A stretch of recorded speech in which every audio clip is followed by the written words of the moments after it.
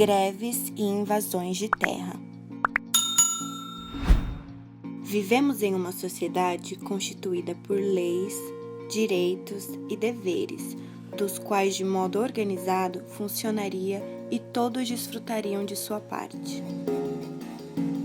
No decorrer dos anos, surgiram diversos movimentos sociais, dos quais muitos decidiram se filiar. Alguns desses se dizem intolerantes com as contradições das quais a sociedade brasileira vive. Mostram-se insatisfeitos com aqueles que possuem maiores condições, sem sequer analisar de que forma cada pessoa conquistou seu padrão de vida. Ao longo dos anos, inúmeros partidos políticos foram criados e promessas para atingirem os mais necessitados costumam ser o foco de tais partidos. Mas o que realmente se sobressaiu diante de campanhas eleitorais foi a formação de dois lados. Um lado diz visar o pobre e tenta convencer que todos são iguais perante a lei. Possuem sua característica uma cor que remete ao sangue. São formados de grandes conflitos contra aqueles que pensam de forma diferente. Realizam manifestações, causam destruição em massa na busca desesperada por seus próprios interesses. E com isso, segregam a novos grupos que disfarçam na suposta missão de defender as classes mais humildes, a exemplo dos sindicatos, responsável pela organização de grandes paralisações, greves que já causaram bilhões em prejuízo para o país e quase nenhum retorno a quem se desgastou nas ruas. Um bom exemplo é a greve dos caminhoneiros, responsável por causar danos a setores da indústria, que superaram 34 bilhões de reais. A maior central sindical do Brasil, intitulada CUT, nasceu em 1983, teoricamente para defender melhores condições de vida e de trabalho, para que haja uma sociedade justa e democrática. Mas qual justiça alcançaria uma central que implanta mais de 11 mil sindicatos espalhados pelo país e que tem em seu histórico milhares de processos, cerca de 4 mil, e que se vê em perigo ao se deparar com uma proposta de lei da qual obrigaria os sindicatos a prestarem conta de todos os seus gastos, já que o que é do povo precisa ser transparente.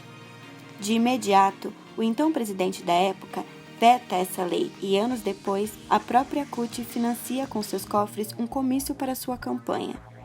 Diretores de sindicatos se tornam milionários e trabalhadores se mobilizam nas ruas, muitas vezes sem nem entender por qual motivo está lutando. O movimento dos trabalhadores sem terra também é exemplo de esconder aqueles que realmente ganham por trás de quem se dispõe a invadir propriedades que não lhe pertencem. Nascida em 1984, após 4 meses do surgimento da CUT, o MST se diz descontente com o modo que o governo delimita as terras no país e supostamente tem por objetivo uma reforma para que ocorra uma redistribuição de terras improdutivas. Em resumo, busca se apropriar de algo que não lhe custe nada. Este é outro movimento representado pela cor de um partido, que procura compor em seu grupo de seguidores aqueles que se consideram menos favorecidos e que saltam de alegria ao receber pequenas doações do governo, valores ilusórios que jamais representariam uma mudança de vida. Para isso, recrutam até crianças e as educam de maneira a crescerem com a visão de dependência, achando injusto a visão de conquista do outro partido, considerado então conservador. Este outro partido acredita que é possível o enriquecimento do país como um todo. Se todos possuírem uma visão empreendedora e caminharem de uma maneira justa para a conquista de seus objetivos, não faltará nada para ninguém e não haverá necessidade de dependerem do auxílio de governos ou sindicatos. Respeitarão uma sociedade conservadora, sem a necessidade de mancharem a bandeira do país com sangue. Crescerão em união conjunta entre a sociedade e país. Mas por que, então, tantas pessoas se sentem incapazes de dar o grito da liberdade?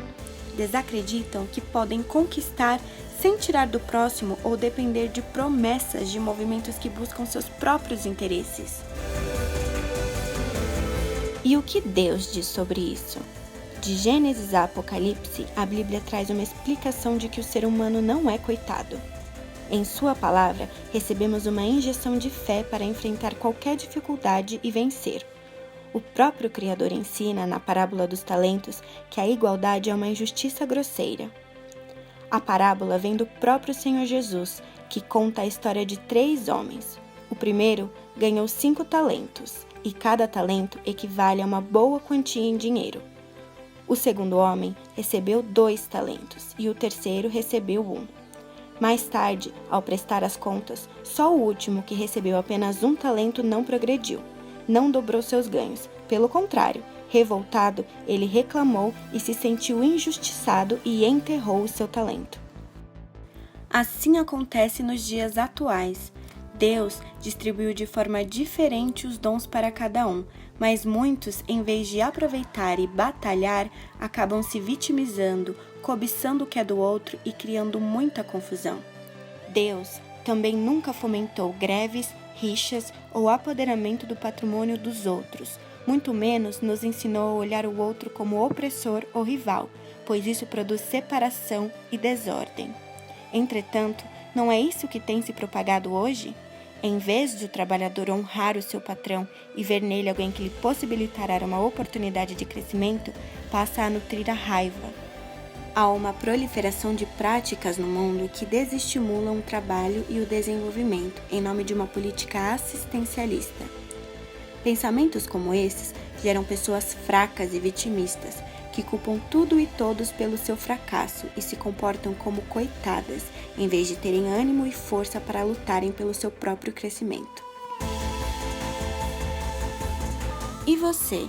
Em qual desses 2 grupos você está? Do lado dos que lutam e aproveitam os talentos dados por Deus, ou você está com os que vivem reclamando de tudo e todos e se acham injustiçados da sociedade?